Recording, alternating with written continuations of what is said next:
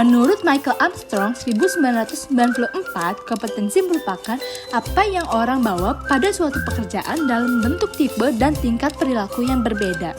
Sedangkan menurut praktisi MSDM, kompetensi merupakan deskripsi dari karakteristik seseorang.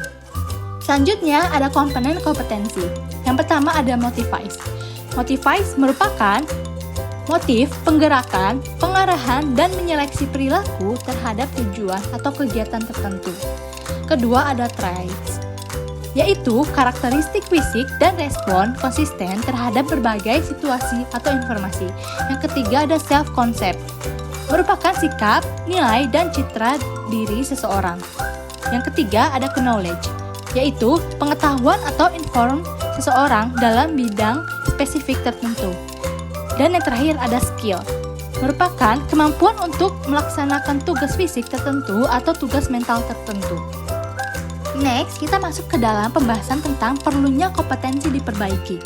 Determinan yang mempengaruhi atau membentuk kompetensi mencakup pertama, kepercayaan diri dan nilai.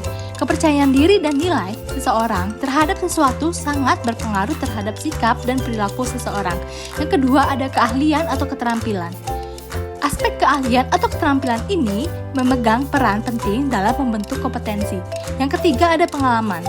Pengalaman merupakan elemen penting dalam membentuk penguasaan kompetensi seseorang terhadap tugas.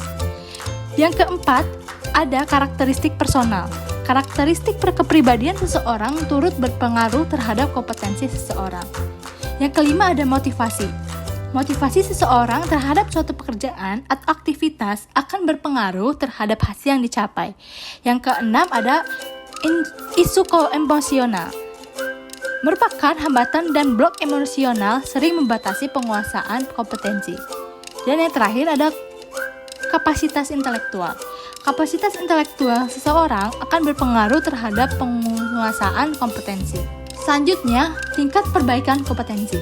Yang pertama ada mudah diperbaiki, yaitu mengembangkan orang lain, efisiensi produksi, kerja tim, keahlian teknis, orientasi pelayanan, dan mengelola kinerja.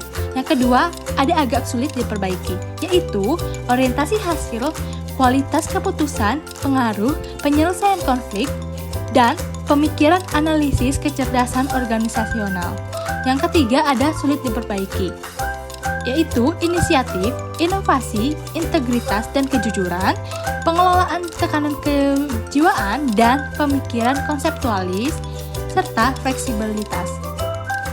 Teman-teman tahu tidak perbedaan dari kompetensi dan konsep lain? Kompetensi merujuk pada pendekatan perilaku.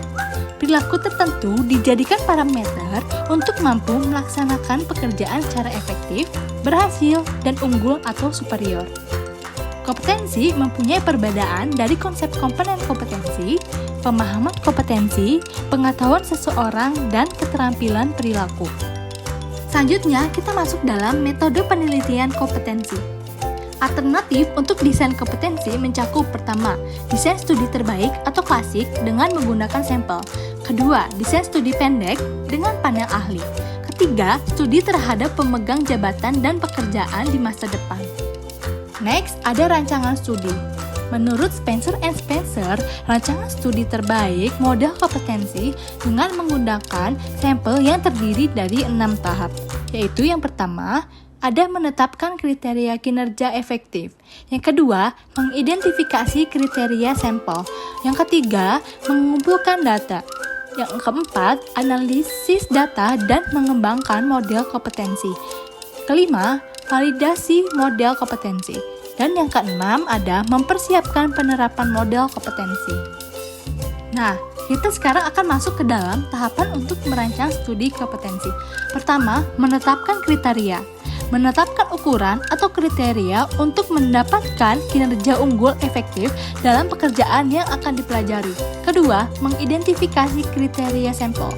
Kriteria efektivitas kinerja yang dikembangkan dalam tahap 1 digunakan untuk mengidentifikasi kinerja kelompok, kinerja unggul, dan rata-rata. Ketiga, metode pengumpulan data bervariasi. Terdapat 6 metode yaitu PEI, panel ahli, survei, database model kompetensi, sistem ahli. analisis jabatan dan observasi langsung. Keempat, ada analisis data dan pengembangan model. Pada tahap ini, data dan seluruh sumber dianalisis untuk mengidentifikasi kompetensi kepribadian dan keahlian yang dimiliki pekerja. Kelima, ada validasi model kompetensi.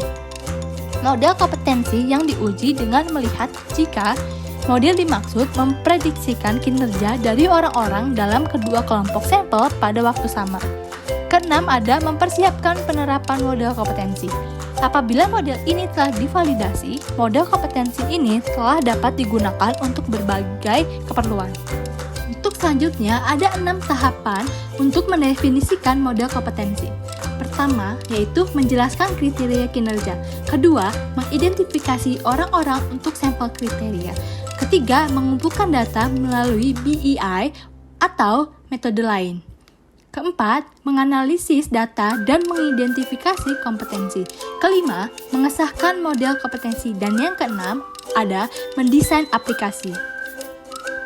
Next, dimensi kompetensi. Para ahli membagi kompetensi dalam klaster atau gugus dan dimensi. Menurut Schroeder dalam Williams 2002, terdapat 5, yaitu: pertama, kognitif, mencari informasi, pemikiran konseptual, dan fleksibilitas. Kedua, ada direksional, yaitu dampak, kepercayaan diri, presentasi. Ketiga, ada motivasional, terdiri dari interpersonal, mengelola interaksi, dan orientasi. Keempat, ada pengembangan. Dan yang kelima, berprestasi, yaitu terdiri dari orientasi proaktif dan orientasi berprestasi. Dan yang terakhir, kita masuk dalam contoh kompetensi dalam SKJ. Yang pertama, ada kompetensi umum. Kompetensi umum adalah kompetensi yang bersifat soft skill yang mencerminkan core values dan harus dimiliki oleh seluruh pegawai. Terdapat 4 kompetensi umum, yaitu integritas, pembelajaran berkelanjutan, fokus pada stakeholder, dan berorientasi pada kualitas. Kedua, ada kompetensi kepemimpinan. Kompetensi yang harus dimiliki oleh pejabat struktural eselon 1 sampai dengan 4 agar mampu memimpin secara efektif. Dan yang ketiga ada kompetensi bidang atau teknis. Kompetensi yang harus dimiliki pegawai berupa pengetahuan, keahlian, dan sikap perilaku untuk melaksanakan tugas sesuai bidangnya. Nah, itulah materi yang aku sampaikan bersama. Maaf ya kalau ada salah kata. Jangan lupa like, comment, and subscribe. Thank you. Bye.